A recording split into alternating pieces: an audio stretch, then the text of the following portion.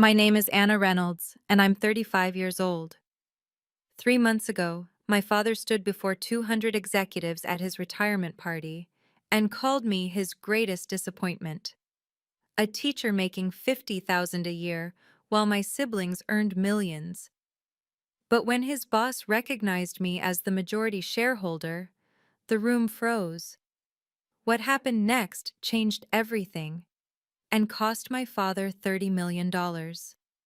Before I share how a simple teacher brought down a CFO, please take a moment to like and subscribe, but only if you genuinely enjoy this story. I'd love to know where you're watching from and what time it is there. Now, let me tell you about the night my father learned that some inheritances come with conditions, and some daughters keep better records than any accountant. My grandfather, William Reynolds, founded one of the Fortune 500's most successful consulting firms from a borrowed desk in 1962. By the time I was born, Reynolds Sandant Associates occupied 40 floors of prime Manhattan real estate. Grandfather built an empire, but more importantly, he built it with principles. My father, Thomas, joined as CFO 30 years ago. Where grandfather saw people, Dad saw numbers. Where grandfather valued character, Dad worshipped portfolios. Our 8-bedroom estate in Greenwich, his collection of vintage Ferraris, the Patek Philippe watches, these weren't just possessions. They were scorecards. I'd been the golden child once. Harvard Business School, top 5%. Investment banking internship at Goldman Sachs lined up. Then, during my final semester, I volunteered at an inner-city tutoring program. One afternoon, a 7th grader named Maria finally understood fractions after weeks of struggle. Her face lit up, pure joy at learning. That moment changed everything. When I turned down Wall Street to teach, Dad cut me off completely, not just financially, emotionally. 5 years of silence, broken only at grandfather's funeral. Even then, he positioned himself 3 pews away. Money amplifies who you are, Annie, grandfather had told me during our last conversation. Make sure you like that person first. I became a teacher at PS 118 in Brooklyn. My students came from families where English was the second language and dinner wasn't guaranteed. My father called it throwing away Harvard. I called it finding purpose. The email invitation to his retirement party arrived through his secretary. Not even his signature, just typed, "Your father requests your attendance at his retirement celebration. Black tie required." I stared at those words, wondering why now. Why break 5 years of silence for this? 5 years teaching in Brooklyn had taught me more than Harvard ever could. My classrooms peeling paint and outdated textbooks were worlds away from Reynolds Center and Associates marble lobbies. But when Destiny Jackson earned a full scholarship to Columbia, or when Kevin Chen's essay about his immigrant parents won the state competition, those victories meant more than any bonus Dad ever celebrated. Meanwhile, Marcus, my younger brother, rose through the company ranks with suspicious speed. VP of Sales at 32, a record Dad boasted to anyone listening. His wife posted their Hamptons weekends constantly, hashtagging blessed while wearing her new Cartier. Sarah, my surgeon sister, maintained calculated distance from family drama, sending holiday cards but declining dinners. Strange things kept me tethered to that other world, though. Corporate emails still arrived in my inbox. Board meeting minutes, quarterly reports, shareholder updates. I'd tried unsubscribing twice. Ike claimed it was a system error that couldn't be corrected. The emails kept coming. "Ms. Reynolds, you heading to the teachers' union meeting?" Principal Martinez asked one Friday. "Can't tonight. Family obligation." She raised an eyebrow. I rarely mentioned family. The retirement invitation had included a handwritten note from Blackwood, the CEO. "Your attendance would be particularly appreciated, Ms. Reynolds." Particularly appreciated. Corporate speak for required. That evening, I graded essays about dreams deferred while my laptop displayed Reynolds Plunge Associates' latest quarterly report. Revenue up 12%. Marcus's division, however, showed irregularities I recognized from my banking days. numbers that didn't quite add up, contracts that seemed inflated.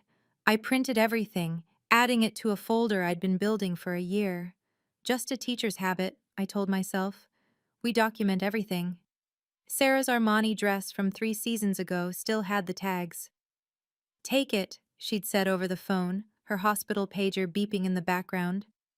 "I won't be staying long anyway." My 2010 Honda Civic looked absurd pulling up to the Ritz-Carlton.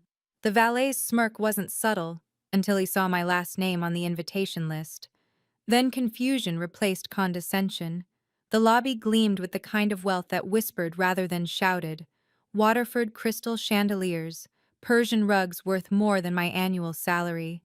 I recognized half the faces from Forbes magazine covers. "Anna?" Marcus's voice dripped surprise and something else. "Warning?" He stood by the elevator in his Tom Ford suit, Rolex Daytona catching the light. "Didn't think you'd actually show." "Dad invited me." "Dad tolerates you. There's a difference." He stepped closer, cologne aggressive and expensive. "Look, just don't make a scene, okay? This is important." "When have I ever made a scene?" He laughed, ugly and short.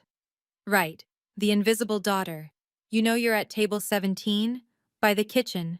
Sarah's at table 3 with the board members." Table 17. I wondered if they'd literally measured the maximum distance from the head table. His wife appeared, dripping in Hermes and judgment. "Is this your sister? The teacher?" She said it like diagnosing a disease. The ballroom doors opened, revealing a massive banner. Thomas Reynolds, 30 years of excellence. His photo, 20 feet tall, smiled down at the gathering crowd. 200 of New York's financial elite, here to celebrate a man who hadn't spoken to his daughter in 5 years. Marcus knew something I didn't. I could see it in his nervous energy, the way he kept checking his phone. His earlier warning wasn't brotherly concern. It was self-preservation. "Enjoy the party, Anna," he said, guiding his wife away. "While you can." The ballroom doors beckoned. Whatever waited inside, I was walking in with my eyes wide open. If you've ever felt judged for choosing purpose over profit, for picking passion over a paycheck, leave a comment below. I want to hear your story, and if this resonates with you, a simple like helps more people find this video. People who might need to hear they're not alone in choosing their own path. Now, let me show you what happened when I walked into that room full of people who measured worth in millions. Table 17 sat in the acoustic shadow of the kitchen doors, each swing releasing bursts of clanging plates. My table mates, junior analysts, and someone's confused great aunt, who kept asking about the vegetarian options. From here, my father's head table looked like a distant stage. The Macallan 25 flowed freely at the front tables. We got house wine. The beluga caviar didn't make it past table 10. We had bruschetta that had seen better days. Every detail screamed hierarchy. "Ladies and gentlemen," the MC began, "celebrating 3 decades of financial excellence." I counted. 7 tables between me and my father. 7 tables of strangers who mattered more. Sarah sat at table 3, her surgical precision extended to avoiding eye contact. She'd positioned herself perfectly, close enough to show support, far enough to avoid association. Marcus held court at the main table, his laugh carrying across the room. Every few minutes he'd glance my way, that same nervous energy from earlier. His wife whispered to the other trophy spouses, her diamonds catching the light with practiced movements. Around me, executives discussed deals worth more than entire school districts' budgets.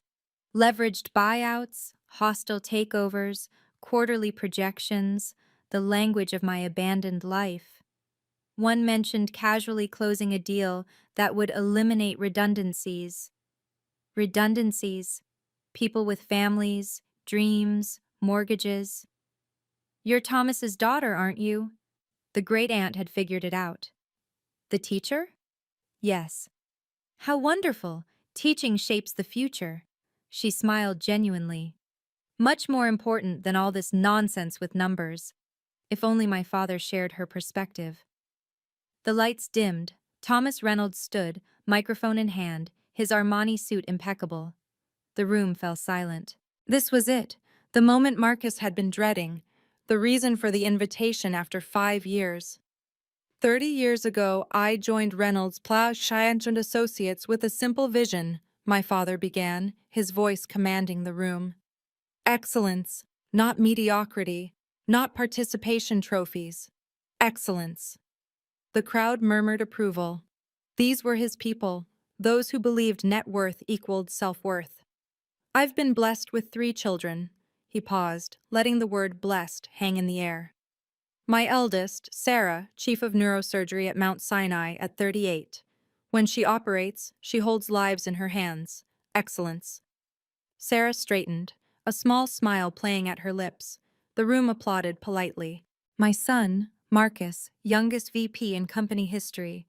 Last quarter alone, his division generated $40 million in revenue. At 32, he's already surpassed executives twice his age. Excellence. Marcus stood briefly, waving. His wife beamed beside him, her hand strategically placed to display her wedding ring.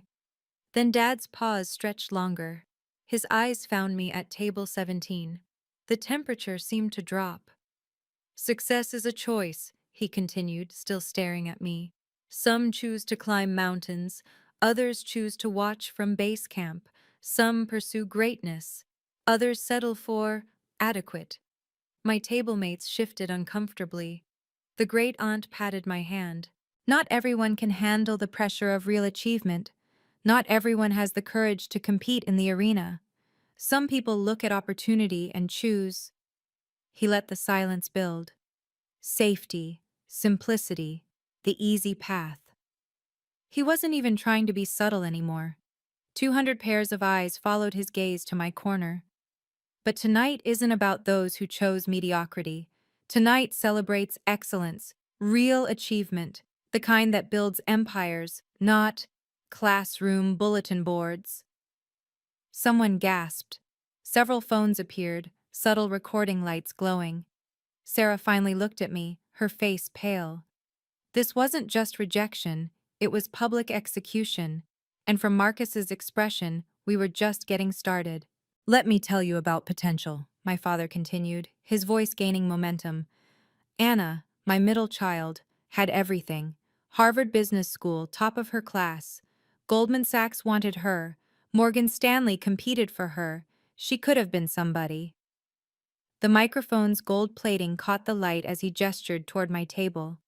Instead, she chose to become a public school teacher. $50,000 a year. My secretary makes more. The parking attendant at my building probably takes home more. Nervous laughter rippled through the crowd. Wrong kind of laughter. Uncomfortable, not amused. I spent $300,000 on her education. $300,000.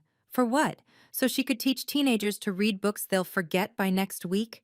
So she could grade papers in a studio apartment in Brooklyn? Sarah stood abruptly, then sat back down. Marcus whispered urgently to his wife.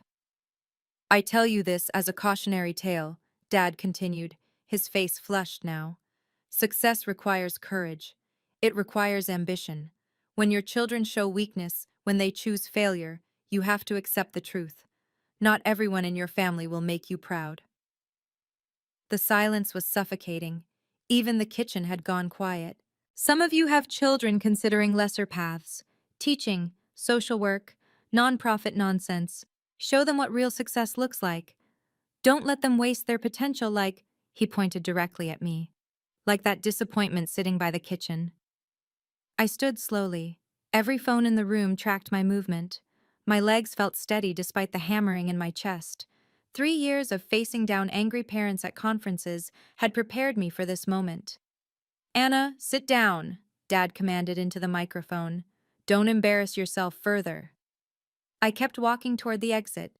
Dignity intact, head high. My students deserved that from their teacher. That's right, run away, his voice followed me. Just like you ran from real responsibility, just like you ran from success. Then a voice cut through the room. Wait. Richard Blackwood, CEO of Reynolds Page Santon Associates, stood at table 2. Ms. Reynolds, are you Anna Reynolds? The A. Reynolds listed on our board? The room froze. My father's hand holding the microphone began to tremble. "I'm sorry?" I turned back, my voice carrying across the silent ballroom. Blackwood stepped forward, his presence commanding without effort. "Anna Reynolds, you're the A. Reynolds who holds 25% of voting shares, our majority shareholder." The microphone slipped from my father's hand, creating a sharp feedback screech. "That's impossible," Thomas sputtered, scrambling to retrieve it. "There's some mistake." "No mistake." Blackwood pulled out his phone, scrolling quickly. "A. Reynolds, inherited from William Reynolds' estate, 25% voting shares, making her our largest individual shareholder. I've been trying to reach you for years about board matters, Ms. Reynolds." Phones lifted throughout the room, recording every second. The Wall Street Journal reporter at table 6 was already typing furiously. "She's a teacher," my father's voice cracked. "She makes $50,000 a year. She doesn't. She owns more of this company than you do, Thomas."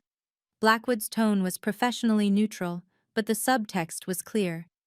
"You hold 8%. Your daughter holds 25%. Marcus shot up from his chair. "This is fraud. She must have manipulated grandfather." "Sit down, Marcus." Blackwood didn't even look at him. "Ms. Reynolds, I apologize for this unexpected recognition. But since you're here, there are several board matters requiring your attention." I stood in the center of the room, 200 executives watching the power dynamic shift in real time. The teacher by the kitchen had just become the most powerful person in the room. "I've been receiving the board emails," I said calmly. "I'm aware of the matters requiring attention." My father's face had gone from red to white. "You knew? You've known this whole time?" "The quarterly reports make interesting reading, especially your son's division numbers." Marcus knocked over his wine glass.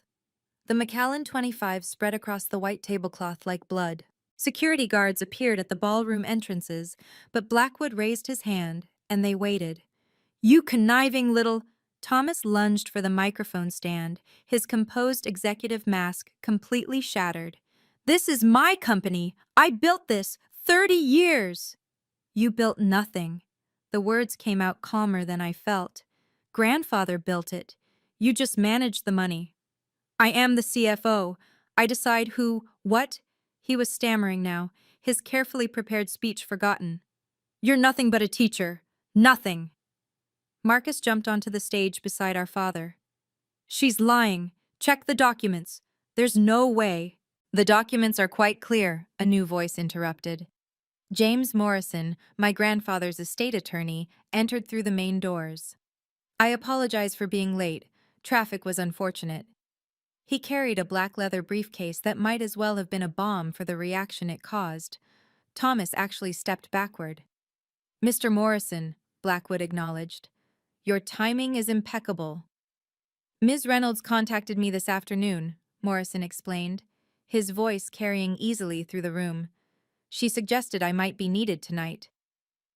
"This is a setup," Marcus shouted. "She planned this." "Planned what, exactly?" I asked. "Being humiliated by my father? Being called a disappointment in front of 200 people? Yes, Marcus, I definitely planned that." Sarah finally stood, moving toward the center of the room. For a moment, I thought she might defend Dad. Instead, she positioned herself equidistant between us, still neutral, still calculating. "You can't do this," Thomas said, but the fight was leaving his voice. "The board won't allow—" "The board follows majority vote," Blackwood corrected, "and your daughter is the majority." Security stepped closer, uncertain who they were supposed to protect or restrain. The entire retirement party had become a corporate coup, and everyone knew it. I took the microphone my father had dropped. The gold plating was still warm from his grip. "You're right, Dad. I am a teacher. 52,000 now, actually. We got a cost of living raise." My voice stayed steady, teaching voice, the one that could quiet 30 teenagers. "I teach 150 students each year. Last year, 30 went to college, first in their families." The room was silent except for the soft whir of phone cameras. "Destiny Jackson, full ride to Columbia. Kevin Chen, MIT Engineering Scholarship. Maria Santos, pre-med at NYU. Should I continue? Because I have 10 years of names, 10 years of futures I helped build. I set the microphone gently on the podium. You measure success in millions. I measure it in minds that learn to think, hearts that learn to hope. And yes, I'm also your majority shareholder. Grandfather made sure of that. Thomas's mouth opened and closed like a landed fish. I teach my students that actions have consequences, I continued, walking toward the exit. Even for CFOs, especially for CFOs who forget that family means more than portfolios. Where are you going? Blackwood called out. To grade papers. I have essays on King Lear due tomorrow. Seems appropriate, a father who misjudged his daughters. I paused at the door. Mr. Morrison, should we proceed with the other matter? The attorney smiled slightly. The codicil to your grandfather's will? I believe now would be the perfect time. Thomas grabbed the podium for support. What codicil? The one triggered by actions taken tonight, Morrison replied, opening his briefcase.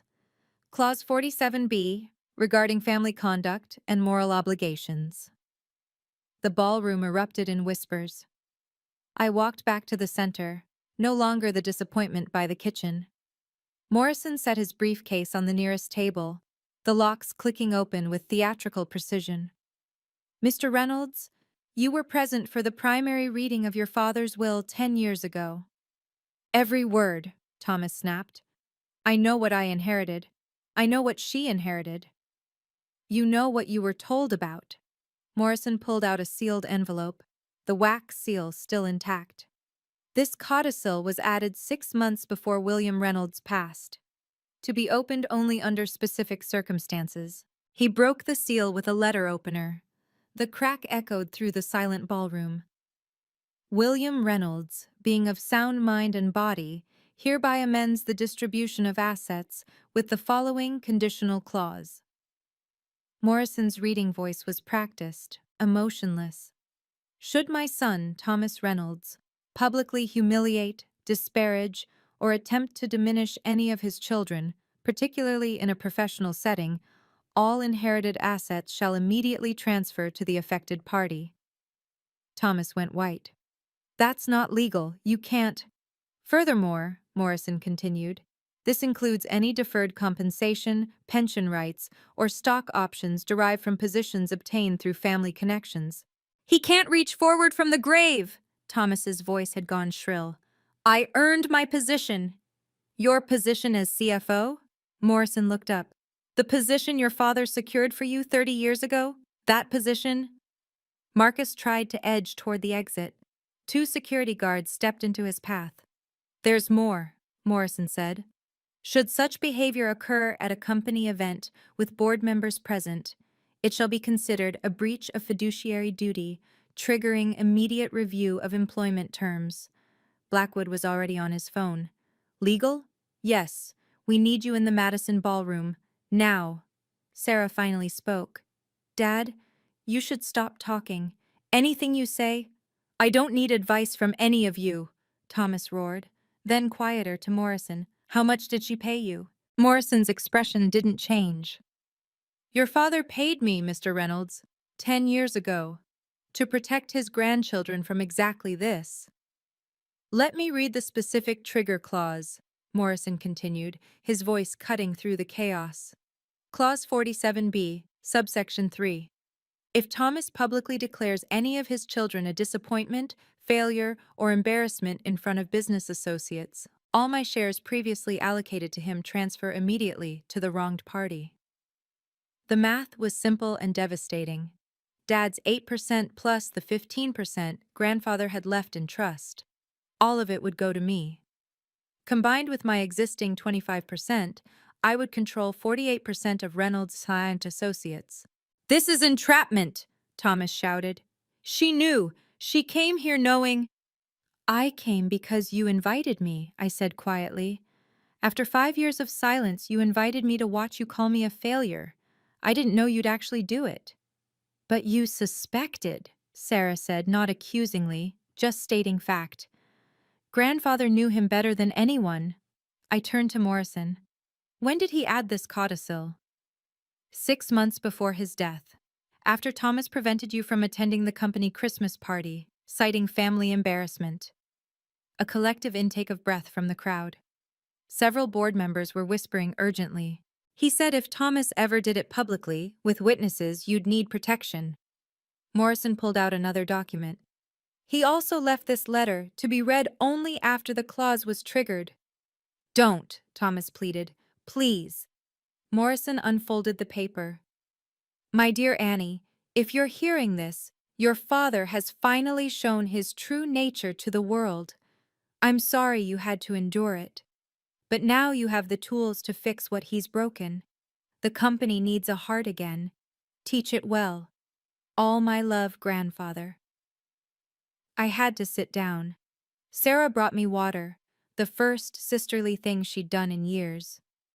This can't be legal, Marcus protested. Conditional inheritance based on behavior? Completely legal. Blackwood's legal team had arrived. Moral turpitude clauses are well established in estate law. Then I challenge it, Thomas declared. I'll fight this in court. With what money? Morrison asked mildly. Your assets are frozen pending transfer, effective immediately.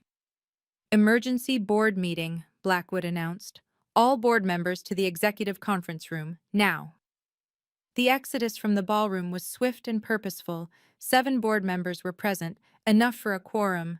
They moved like sharks, scenting blood in the water. The executive conference room was everything the ballroom wasn't. Serious, imposing, built for decisions that moved millions. The mahogany table could seat 20, but tonight, only 9 of us gathered. The Reynolds Pasta and Associates seal dominated the far wall, my grandfather's vision carved in brass. Ms. Reynolds, Blackwood gestured to the chair at the head of the table. That's your seat now. My father made a choking sound. That had been grandfather's chair, then his for special meetings. Now it was mine. I sat down slowly, feeling the weight of it. The leather still smelled expensive, authoritative. From this angle, I could see everyone's faces, and they could see mine. Before we proceed, I said, reaching for my own briefcase, a battered leather bag that had seen me through a decade of teaching. There are some documents the board should review. Thomas laughed bitterly. The teacher brought homework. Financial records, actually. I pulled out the folders I'd been building for a year. Emails from concerned employees, contracts that don't add up, all regarding the sales division. Marcus went rigid. You can't. Those are confidential. I'm on the board email list, remember? System error that couldn't be corrected? I spread the papers across the mahogany. Every inflated contract, every suspicious approval, every kickback disguised as a consulting fee. This is a witch hunt, Marcus protested. This is due diligence. I looked at each board member. Phoenix Corp alone, 300% markup, $2 million in unexplained fees, signed by Marcus Reynolds, approved by Thomas Reynolds. Blackwood picked up one of the contracts, his expression darkening. This needs forensic accounting, immediately. I took the liberty of hiring a firm, I said. They're ready to start Monday. Sometimes the people who should protect us become our biggest adversaries. If you're watching this and have ever stood up to a family member who tried to diminish your worth, you understand the courage it takes. Your value isn't defined by their approval or their standards of success. If this story resonates with you, please share it with someone who needs to remember their own worth. Now let me show you what happened when we put it to a vote, and what was really in that briefcase. I opened my battered briefcase wider, revealing years of careful documentation. These emails date back 5 years. Mr. Blackwood, you wrote to me 17 times requesting my input on board matters. You never responded, Blackwood said, taking the printed emails. I did respond. Every time. Someone blocked them from the server. I looked at Thomas. IT logs show the blocks came from the CFO's access code. Thomas's jaw clenched. That's circumstantial. Here's the employment contract for Phoenix Corp's CEO. I slid it across the mahogany. hired 3 months before the inflated contract. His previous employer? Marcus's fraternity brother's failed startup. Zero experience in our industry. Board member Janet Williams, who'd been silent until now, picked up another document. This invoice. It's for services that our internal team provides. We paid $2 million for work we do in-house. Check who approved it, I suggested. Thomas Reynolds, CFO. She looked up sharply. This is embezzlement. Careful with accusations, Thomas warned, but his voice had lost its power. Or what, Dad? You'll call me a disappointment? I pulled out the final folder. 7 years of questionable transactions, all requiring CFO approval, all benefiting Marcus's division numbers. Marcus stood abruptly. I need to call my lawyer. Sit down, Blackwood commanded. No one leaves until we vote. I spread out the last documents, photographs of Marcus at expensive dinners with vendors, receipts from trips that were supposedly business but were clearly personal, emails discussing appreciation fees. Every document is authenticated, I said. Every email verified through our servers. Every contract cross-referenced with actual deliverables. I may be just a teacher, but I taught myself forensic accounting at night. Grading papers is excellent training for spotting inconsistencies. Sarah finally spoke from her seat. How long have you known? Since the first suspicious email hit my inbox 2 years ago. I waited, documented, and prepared. Just like grandfather taught me, patience and thoroughness win the long game. The Phoenix Corp contract is just the beginning, I continued, pulling out a spreadsheet. Marcus, would you like to explain the Newport Electronics deal or the Riverside Consulting arrangement? Marcus's face had gone from red to gray. Those were legitimate business. Legitimate? I held up an email. This is from Newport's CEO thanking you for the generous finder's fee. $800,000 deposited into an account in the Caymans. Blackwood snatched the paper. This is dated last month. The pattern goes back 3 years, I said. Every quarter, Marcus's numbers looked spectacular. But the actual revenue? I showed them another chart. 40% never materialized. It was all paper profits, inflated projections, and contracts that were canceled after the quarterly reports. You're lying, Marcus said weakly. Am I? I pulled out my phone. Should I play the voicemail from David Chen at Phoenix? He's willing to testify about the kickback structure. He kept recordings, too. Thomas slammed his hand on the table. This is a conspiracy. You planned this whole... I planned nothing. I documented everything. There's a difference. I looked at each board member. Reynolds, Schwass and Associates is hemorrhaging money through a corrupt sales division. The CFO either knew and approved it or was grossly negligent. Either way, he's finished, Blackwood completed. Ms. Reynolds, I motion for an immediate vote of no confidence in Thomas Reynolds as CFO. Seconded, Janet Williams added quickly. You can't. Thomas stood, his chair scraping against the floor. I have a contract, 30 years of service.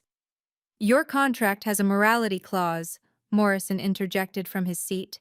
Breach of fiduciary duty voids all severance packages. The vote was swift. 6 in favor, 1 abstention. Sarah couldn't bring herself to vote, but wouldn't defend him either. Thomas couldn't vote on his own fate. Motion carried, Blackwood announced. Thomas Reynolds, you are terminated as CFO effective immediately. Security will escort you to clear your office. Marcus tried to slip toward the door.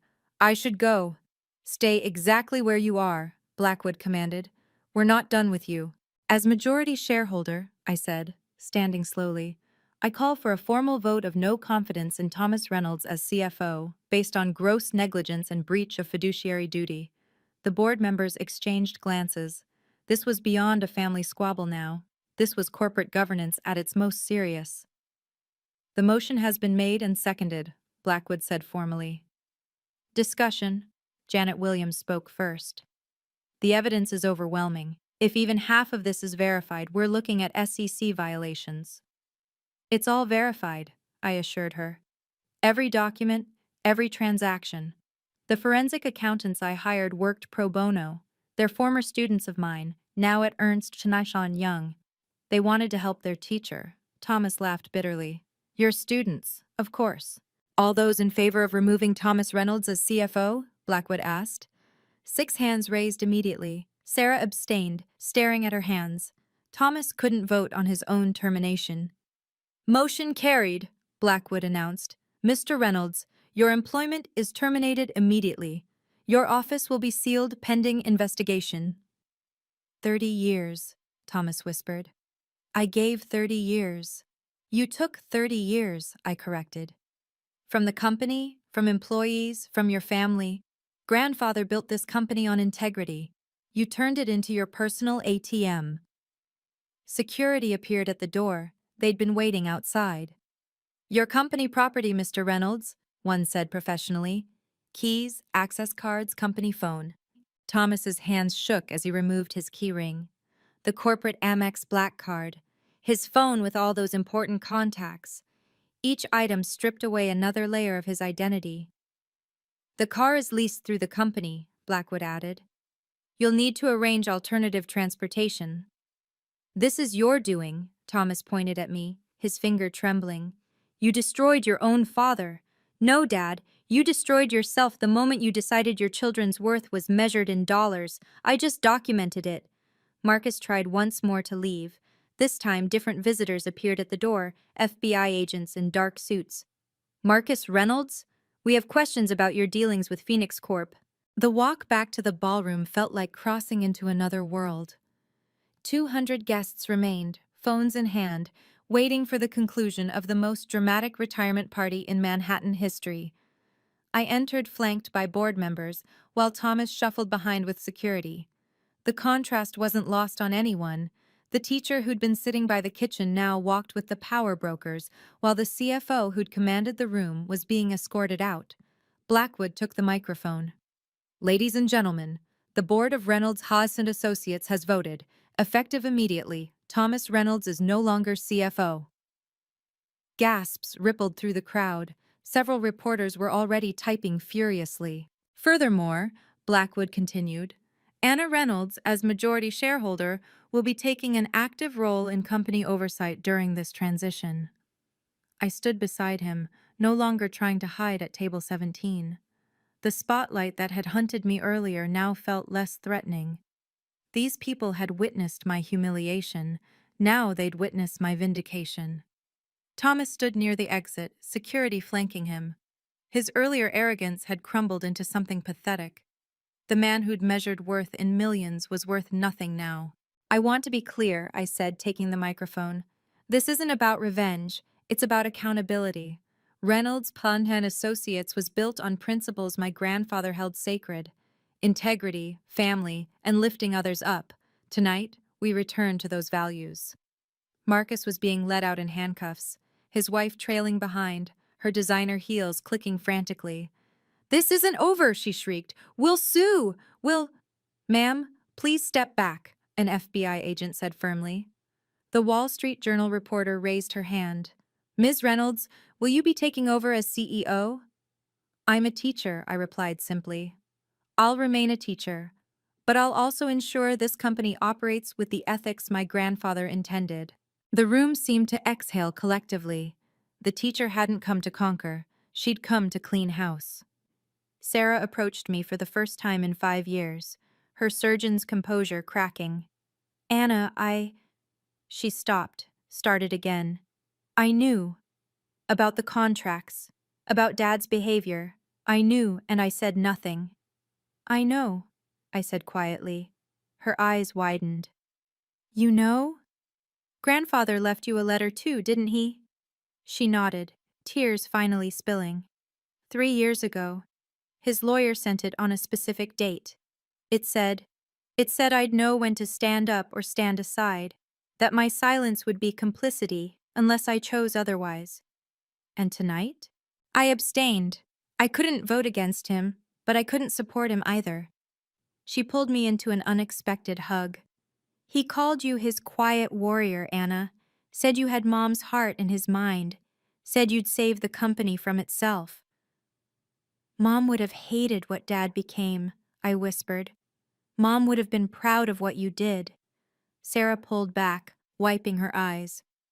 I'm supposed to be the successful one, the surgeon, the one who fixes things. But you just performed major surgery on this entire company. Without anesthesia, I added, and we both laughed, a broken, healing sound. Can you forgive me? She asked. For the silence? The distance? We're family, I said. Complicated, messy, damaged family, but still family. Still, behind us, Thomas was being escorted to the parking garage. His shoulders slumped, his empire collapsed. The man who'd stood at that podium an hour ago, dispensing judgment like a king, was now just a terminated employee with a pending FBI investigation.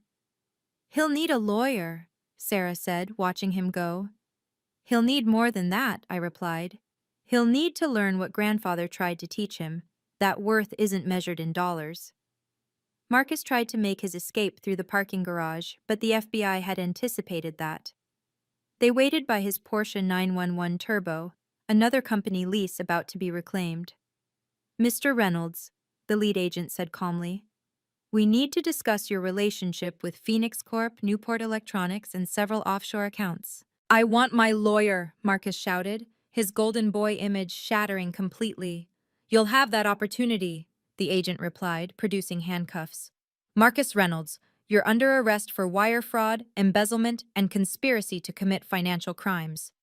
His wife, designer dress now seeming like costume jewelry, screamed, This is that bitch's fault. Anna did this. She's jealous because we have everything and she's nothing.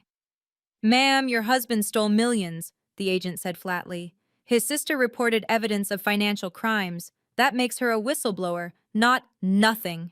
Thomas watched his son being placed in the FBI vehicle, his face cycling through emotions, shock, anger, and finally, devastating recognition. His golden boy, the one he'd praised from the podium, the youngest VP in company history, was going to federal prison. Are you happy now? Thomas asked me, his voice broken. You've destroyed everything. I documented everything, I corrected. You and Marcus destroyed it all by yourselves. I just refused to let you bury it. The crowd from the ballroom had spilled into the lobby, phones recording everything. Tomorrow's Wall Street Journal headline was writing itself. Teacher takes down corrupt CFO father at retirement party. Mr. Reynolds, another agent approached Thomas. We'll need you to come in for questioning as well. Monday morning, 9 a.m. Bring your attorney. Thomas looked at me one last time. Your mother would be ashamed. My mother valued honesty above wealth, I replied. She would have done this years ago. He had no response to that. Security led him to a taxi. His Mercedes was already being impounded as evidence. In the lobby, with 200 witnesses and dozens of phone cameras rolling, Thomas Reynolds did something I'd never seen in 35 years. He dropped to his knees. Anna, please. His voice cracked. All executive authority gone. I'm your father. Doesn't that mean anything? It meant everything, I said quietly. That's why this hurts so much. I made mistakes. You made choices. For 30 years you chose money over family. You chose status over love. You chose to humiliate your own daughter because she didn't fit your definition of success. One mistake. He was crying now, this man who'd never shown emotion beyond greed or anger. Don't let one mistake destroy everything I've built. One mistake? I pulled out my phone. Should I read the emails? 5 years of emails calling me a disappointment? The Christmas card where you photoshopped me out of the family photo? The letter to Harvard asking them to revoke my degree because I wasted it? Gasps from the crowd. Even the security guards looked uncomfortable. Or should we talk about Marcus? How you taught him that cheating was just aggressive business? How you signed off on every fraudulent deal because it made the numbers look good? I'm 62 years old, he pleaded. This is all I have. My career, my reputation. Your career built on grandfather's foundation. Your reputation built on lies. I knelt down to meet his eyes. You taught me that weakness deserves no mercy. Your words, Dad, at every report card that wasn't perfect, every achievement that wasn't enough. I was preparing you for the world. You were preparing me for your world, a world where love is conditional, where worth is measured in portfolios, where family is just another asset to leverage. Please, he whispered, what will I do? Learn, I said, standing. Learn what your father tried to teach you. Learn what your children needed from you. Learn that it's never too late to choose differently, though it might be too late to escape consequences. Morrison approached with another document. Mr. Reynolds, there's one more matter. Morrison held the final document like a surgeon's scalpel. Your employment contract with Reynolds Santer Associates, Mr. Reynolds, Section 15, subsection 3A. Thomas struggled to his feet, his expensive suit wrinkled beyond salvation. My severance package, $30 million in deferred compensation. You can't touch that. Actually, Morrison read, upon termination for cause, including but not limited to breach of fiduciary duty, all deferred compensation, pension benefits, and stock options are immediately forfeited. The number hung in the air. $30 million, gone. But that's my retirement, my entire future. Your future was built on your children's backs, I said. On employees you underpaid while you overpaid yourself. On deals that enriched you personally while hurting the company. Blackwood stepped forward with his legal team. We've already frozen all accounts pending investigation. Your company credit cards are canceled. The corporate apartment must be vacated by week's end. The apartment is mine. I paid for it. The company paid for it, Blackwood corrected. You just lived in it. Thomas turned desperately to the crowd, searching for allies. These people had laughed at his jokes, celebrated his deals, envied his success. Now they filmed his downfall with the same phones they'd used to photograph his achievements. Furthermore, Morrison continued, your father's will contained a provision. If you were ever terminated for moral or ethical violations, your remaining inheritance, approximately $12 million in trust, would transfer to educational charities chosen by your children. Sarah stepped forward. Medical scholarships for underprivileged students. Teaching scholarships, I added, for people who choose purpose over profit. What about me? Thomas's voice had shrunk to almost nothing. What am I supposed to live on? The same thing you told me to live on when you cut me off, I replied. Your own earnings, your own merit, your own choices. The math was brutal but simple. A 62-year-old man with no pension, no savings outside the company, and a pending criminal investigation. The golden parachute had become an anvil. I took the microphone one final time, addressing the room full of executives, reporters, and former colleagues of my father.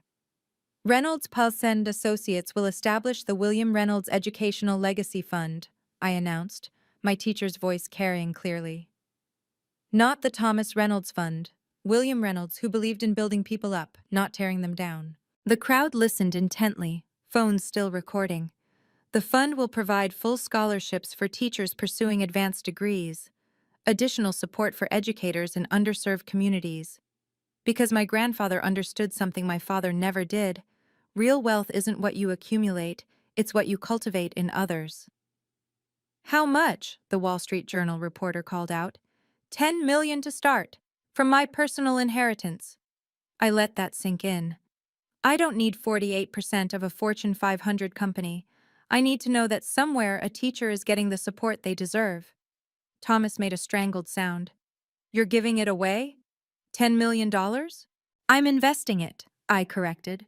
In futures, in minds, in the next generation of educators who will shape tomorrow's leaders, hopefully, better than you shaped your children. Blackwood stepped forward. The board fully supports this initiative. We'll match Ms. Reynolds' contribution. $20 million for education. From a company that had been bleeding money through corruption, now redirecting funds toward growth. I'll remain on as a teacher at PS 118, I continued.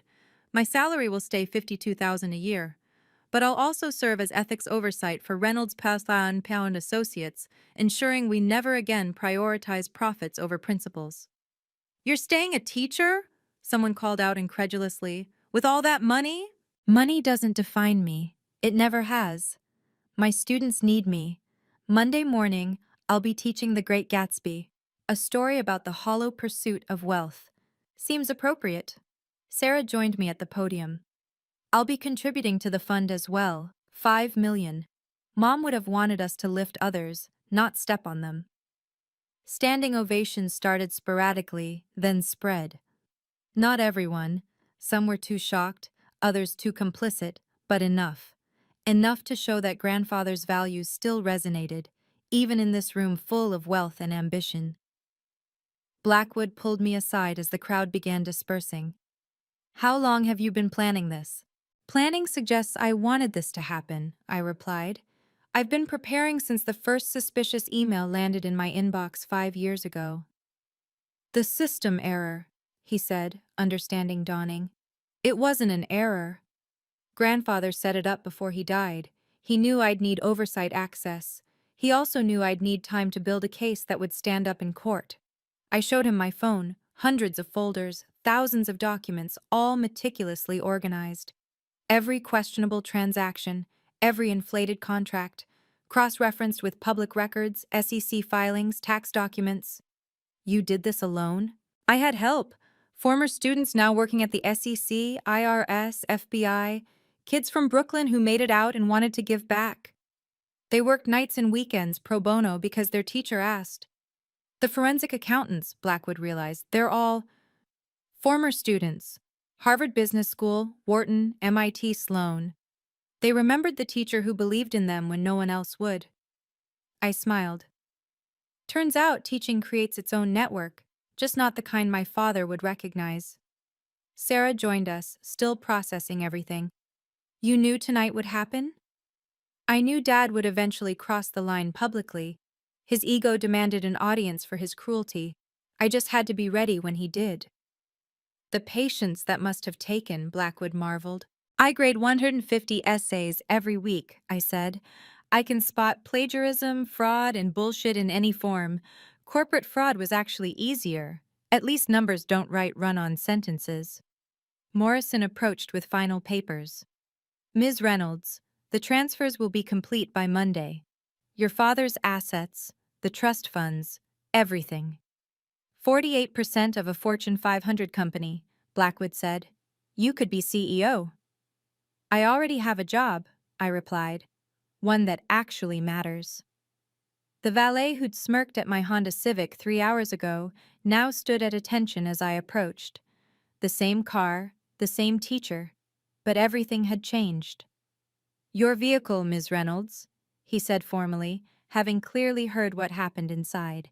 I apologize for earlier, You were doing your job, I said, handing him $100 bill, making assumptions based on appearances.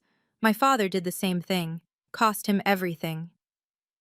I sat in my 10-year-old car, adjusting the rearview mirror. In it I could see the aftermath. Thomas being helped into an ambulance, his blood pressure having spiked dangerously. Marcus in the back of an FBI sedan, his golden future now federal property. Sarah standing by the entrance, waving, mouthing, "Dinner Sunday?" The engine turned over on the second try, like always. This car had driven me to school every day for a decade. It had carried boxes of supplies I bought with my own money, transported students to college visits their parents couldn't attend, held my tears after parent conferences where I was blamed for children's struggles that started at home. Tomorrow, financial newspapers would run headlines about the teacher who toppled a CFO. Business schools would eventually teach this as a case study in corporate governance and whistleblower protection. But tonight, I just wanted to go home to my studio apartment, make tea, and grade those King Lear essays. My phone buzzed with texts. Former students who'd seen the news, colleagues from school, reporters wanting statements. I ignored them all except one, from Destiny Jackson, my student who'd earned the Columbia Scholarship. Ms. R. saw the news. Your dad learned what we already knew. You're the richest person we know. Just not the way he measured it. I smiled, pulling out of the Ritz-Carlton for the last time. Behind me, an empire had crumbled. Ahead, 30 essays waited about a king who gave power to the wrong daughters and lost everything. Shakespeare would have appreciated the irony. Grandfather definitely would have. The Honda Civic drove into the night, carrying a teacher worth 48% of a Fortune 500 company and a salary of $52,000 a year. Both numbers were exactly right. 6 months later, I stood in the same classroom where I'd always stood, teaching the same students I'd always taught. The peeling paint had been covered with student artwork. The outdated textbooks supplemented with donations from the William Reynolds Educational Legacy Fund. "Ms. Reynolds," Principal Martinez said, stopping by during my free period. "You know you don't have to be here, right? You could be running a Fortune 500 company." "I am running something," I replied, gesturing to my classroom. "Tomorrow's Fortune 500 leaders are sitting in these desks." The news had been relentless for weeks after the party. Thomas Reynolds, sentenced to 3 years minimum security for financial crimes. Marcus, 5 to 7 years in federal prison, his wife having divorced him and taken what little remained. The company's stock had risen 40% under new ethical leadership. 50 teachers had received full scholarships in our first round of funding. Sarah and I had dinner every Sunday now, rebuilding what decades of our father's poison had destroyed. She'd started a free clinic with her portion of the inheritance. "Your dad?" Martinez asked gently. "Minimum security in Connecticut. He writes letters I don't read. Sarah says he's taking accounting classes, trying to understand where he went wrong. Will you forgive him?" "Forgiveness isn't mine to give. It belongs to everyone he hurt.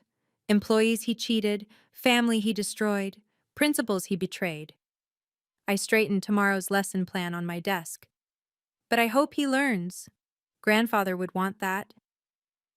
A student knocked, Kevin Chen, whose MIT acceptance had come through. "Ms. R., could you look at my scholarship essay?" "Of course." Martinez smiled. 52,000 a year. You could have billions." "I have everything I need," I said. "Grandfather knew that. Dad never learned it. Maybe that's the difference between building something and just managing it."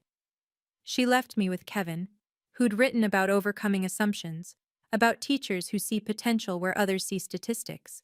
It was a good essay. It would be better with revision. Everything could be.